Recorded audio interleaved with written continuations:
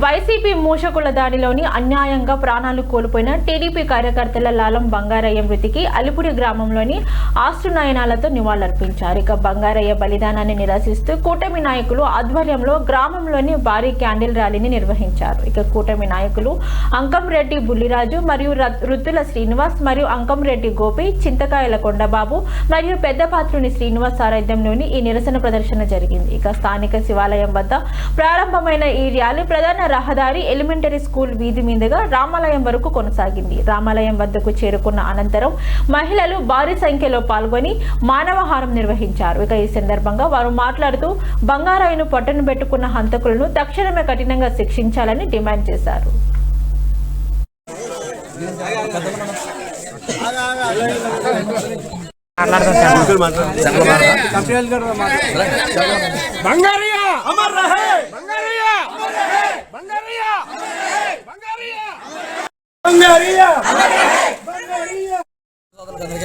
నమస్కారం అండి. ఈరోజు రాష్ట్రంలో వైసీపీ పాలన యొక్క రాక్షస పాలనకి ఒక నిలువెత్తు నిదర్శనం అల్లిపూడి గ్రామంలో జరిగిన ఒక దారుణమైన రాక్షస క్రికెటర్ అనేటువంటి ఒక మనిషి ప్రాణాలు తీసే రాక్షస క్రికెటర్ రాజకీయానికి నిలువెత్తు దర్శనంగా జరిగింది. అందరితోనే ఎంతో కలుపుకలుగా మంచితనంగా ఉండి కేవలం ఒక పార్టీ కార్యకర్త అయ్యారని ఒకే ఒక అక్షరంతో వాళ్ళ రాక్షస రాజకీయానికి ఒక వ్యక్తి బలైపోయాడు. ఆయన శ్రీ లాలం బంగారయ్య గారు. ఈ లాలం బంగారయ్య గారు యొక్క ఇది చేసిన దానికి వాళ్ళ ఎప్పుడైతే 2014 వరకు ఏదైతే ప్రశాంతంగా జరిగిన గ్రామ రాజకీయాల్లో ఎప్పుడైతే వైసీపీ రాజకీయం అడుగట్టిందో ఆ రోజు నుంచి కూడా ఒక దుమ్ములాట్లో కొట్లాట్లో ఒక రౌడీయమైనటువంటి రాజకీయాన్ని మొదలుపెట్టడం స్టార్ట్ చేశారు. అది ఎక్కడితో కొట్టుకునేంత వరకు మన వరకు జరిగేది, ఇప్పుడు ఇక్కడ నుంచి ఏకంగా ప్రాణాలు తీసే వరకు జరిగింది.